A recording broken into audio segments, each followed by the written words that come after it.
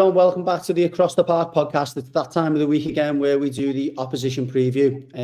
If you haven't heard the opposition or seen the opposition preview before, it's where we bring in a fan or an opposition podcast for the team we're playing at the weekend. So this week it's West Ham, and I'm delighted to introduce Calum McKeehan, good mate of mine, big West Ham fan. Calum, how are you doing? Yeah, not bad. Thanks for having me on. You have to change that intro soon with a new ground, won't you? Yeah, we'll have to change the name of the podcast, I think, as well.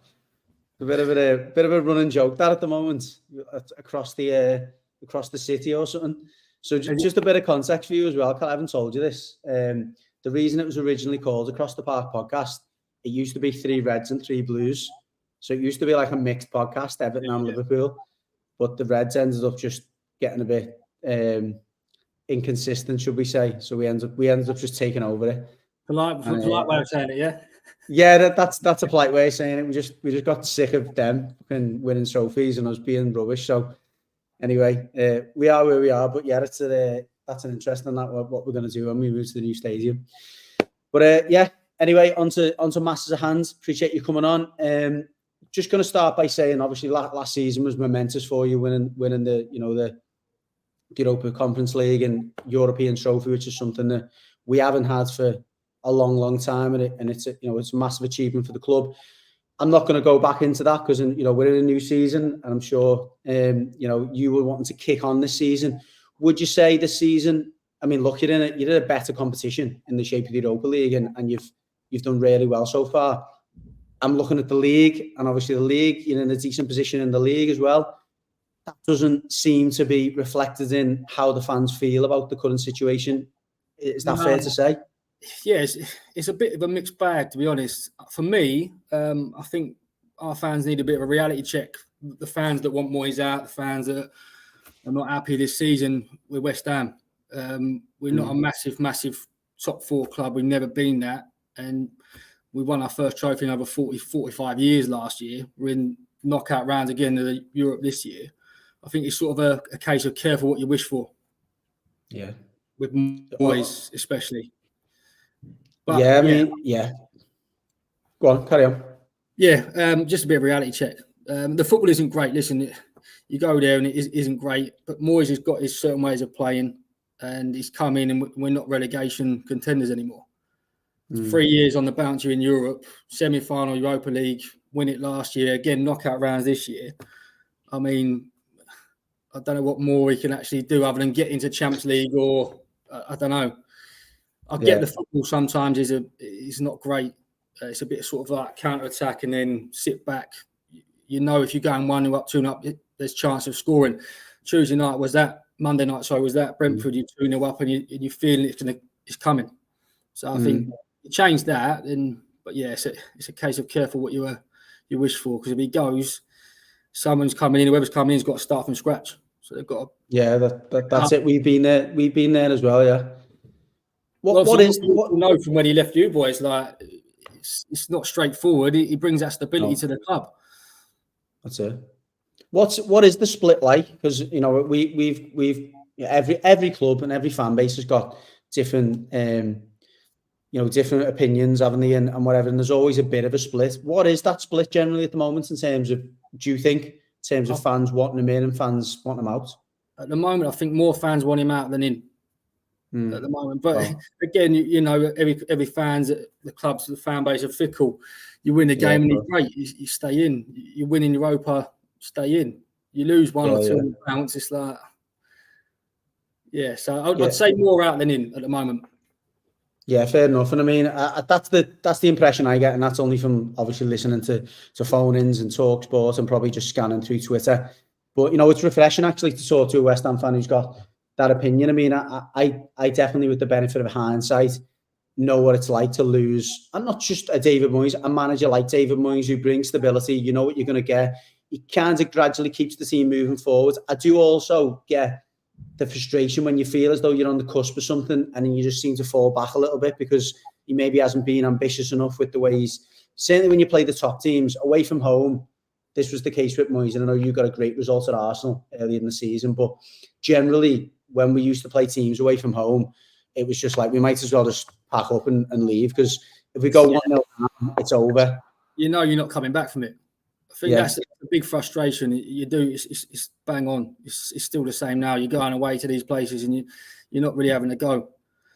But reality is, if you have a go, what you're gonna lose out of it, because you're setting up to lose anyway. So you might as well go.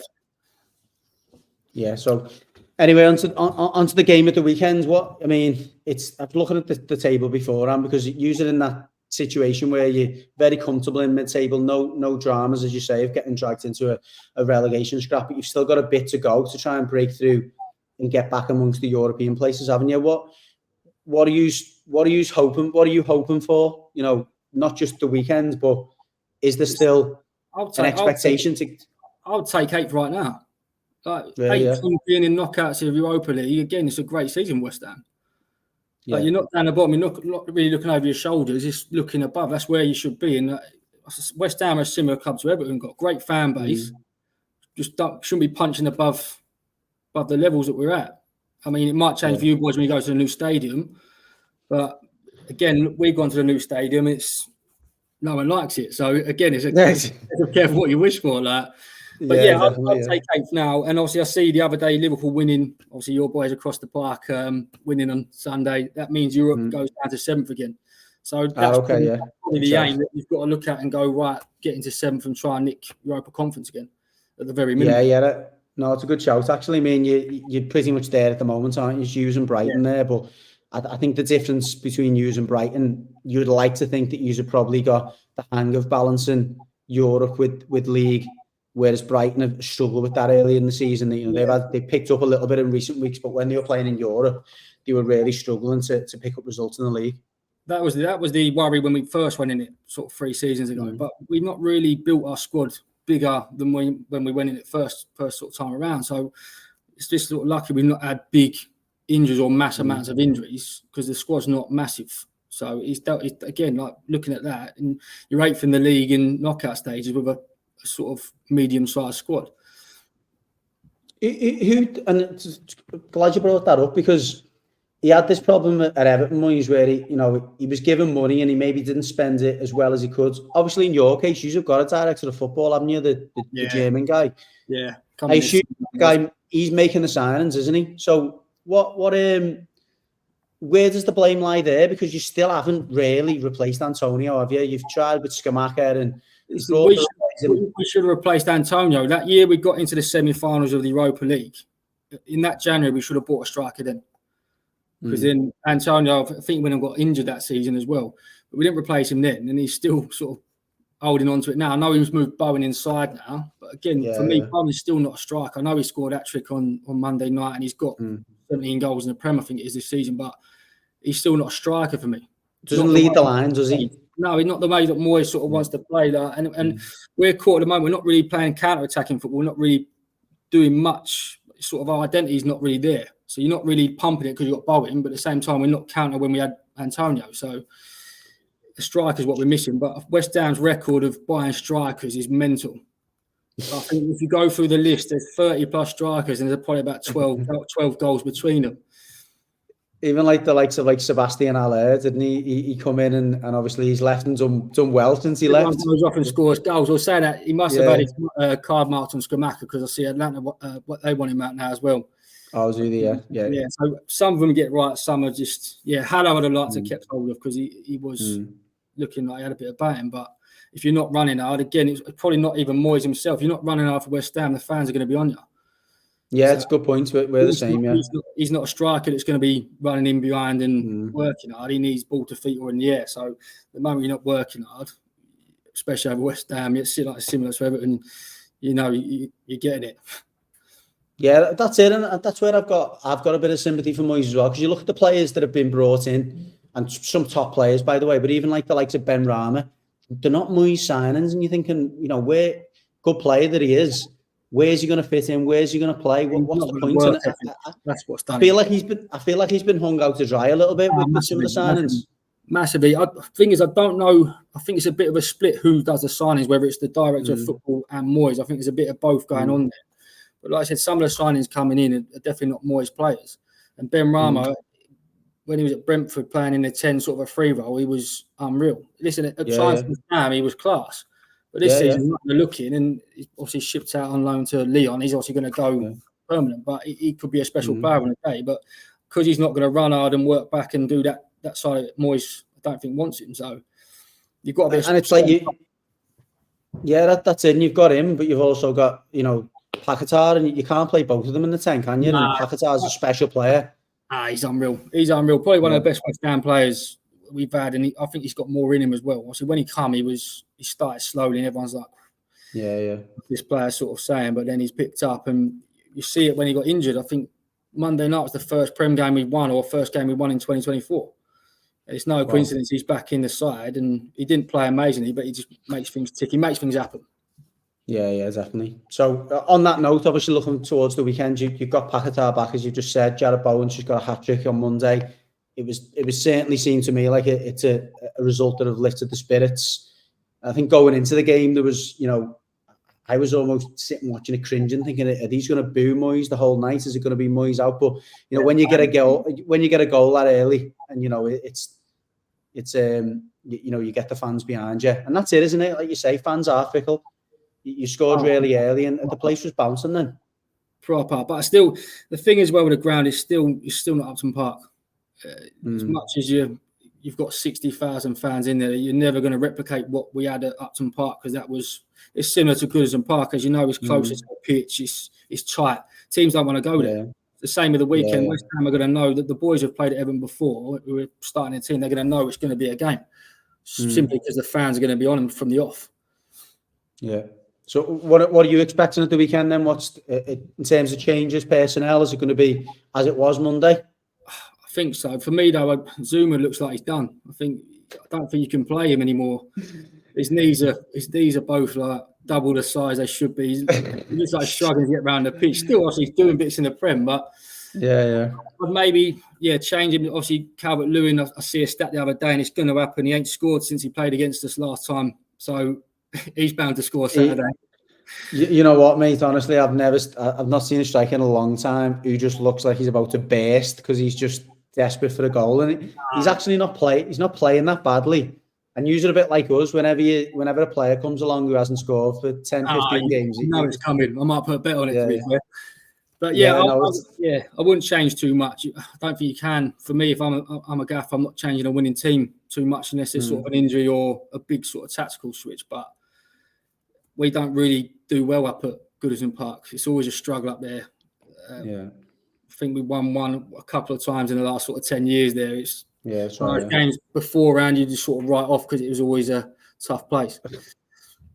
So are you thinking this weekend then that it's not obviously you've got no chance, of course you'd have, and I think it'll be a close game. If you went, well, you can have a draw, I'll take it now, because I think Goodison Park is tough, and we always seem to struggle up there. So I'll take a draw. A win would be buzzing, but I don't see it. Not with the way we've been. Obviously, our form's not been great. I know we won Monday, but it weren't really an emphatic win again because it was 4-2 and we looked vulnerable even at 4-2. Didn't feel the game was safe with 10 minutes to go and you've got a 2-goal cushion. So going away from home is going to be a bit of a tough one as well. I think that gives me a bit more encouragement, to be honest, because typically playing a David Moyes side, you're going to expect they're going to be tough, they're going to be stubborn. I don't know if it's like, Declan Rice coming out of there this season and losing that real holder who just keeps things together and leads the back. But you do look like you're missing a leader, like someone who's just kind of go, right, this is it now. We're keeping it at 3-0 or, I don't think Zuma was the right appointment for the captain's armband. We are missing Rice. In terms of the players we brought in, we're not. Because obviously, I know what you mean. Kudos, obviously Paqueta's come back in form, and obviously Alvarez, who plays centre mid, he's quite tidy. I think he actually gets a little bit of stick and goes unnoticed for what he actually does. Because obviously those fans who are giving it to him are the fans who want to see step overs, goal, and they don't appreciate what he does in the middle of the park, sort of thing. But we are definitely missing a leader. I think it would have been a bit of a situation to give us Ward-Prowse, but he's obviously just been captain for Southampton for how many years? English player, centre midfielder, he'd have been the one I'd give it to. I know he's captained us on a couple of times this season, but for me, Zuma's a bit of I wouldn't say bad choice, but it's an interesting one. He's not vocal, Zuma. I know you don't always pick your captain for being vocal, but remember at Everton, it does help. At Everton, he generally would only play well when he was playing alongside someone like a Judgy who was doing all the talking for him. So it is a bit of a strange choice that to have him as your captain. But then you've got obviously your Mavropoulos, that's how you pronounce it, the Greek lad. He's just come back in the team. Again, he's not English is not his first language. So like in that league there, like you're saying about Jagielka, you want him to be next to someone like that. So if you've got the armband yourself and you've got to concentrate on that, it's going to take away from the game. And obviously, how much is he concentrating on getting both his knees through the game? For me, it's got to be a worry on his mind. He's at top level with no knees. Are you going to worry about giving instructions to everyone else when you're just worried about getting to the halfway line and back? I didn't realise he was that crocked. I've seen him come off a few times, but I've not. Didn't realise he was in that crocked. Have a look at the photos. You see his knees on these photos, and they are. I hope they're fine, but they don't look Ledley King knees. I have read that it's something similar, like the old degenerative sort of knee disease. How truthful that is, you don't know. But yeah, fair enough. Okay, Cal, well, I'm gonna put you on the spot then and ask you for the prediction. 2-2. 2-2? Wow. Yeah, 2-2. Calvert-Lewin's definitely scoring for you boys. Yeah, you know what I do fancy, and obviously the big factor this week has been that we've got 4 points back. Which, look, I don't think it was enough, but we've got 4 points back. We pulled away from the relegation zone a little bit. There'll definitely be more of a feel-good factor, I think, at Goodison because it's the first bit of good news we've had in a while. Yeah, it's just obviously you've been playing with 10 points over, but it's interesting. Obviously, the teams I know, Luton, they've been playing as if the table never changed. Yeah. So now a lot of teams are like your Burnleys, Sheffields. They're pretty much down when now they're gone, back. But I think a draw for where we both are. Obviously, you're elated that we've got goals in us, but then we've got goals against us. So I think a draw. That's what I fancy. Yeah, I wouldn't. My head's probably saying a draw, to be fair, but my heart's thinking. As I say, we've had a good record against you in the past. Calvert-Lewin, without a doubt, is due a goal. And I think a bit of momentum behind us of getting those points back. I think the players might have a bit of a spring in the step. But I'm going to go 2-1 for that reason. It's going to be close, I think, either way. Yeah. 100%. You watch now, it'll be like 5-0 to one of us now. Monday. Exactly. Ward-Prowse is another. He always gets something against those Ward-Prowse. He scores a great free kick. He ain't scored a free kick for us this season yet, so that might be. Hasn't he not? Yeah. Free kick for Ward-Prowse then, and a goal for Calvert-Lewin. Yeah, 1-0 now. Yeah, definitely. But listen, Callum, thanks for your time, mate. Really appreciate it. And after this weekend, best of luck for the rest of the season. Yeah, brilliant. Cheers. Take care, mate. Cheers. See you later.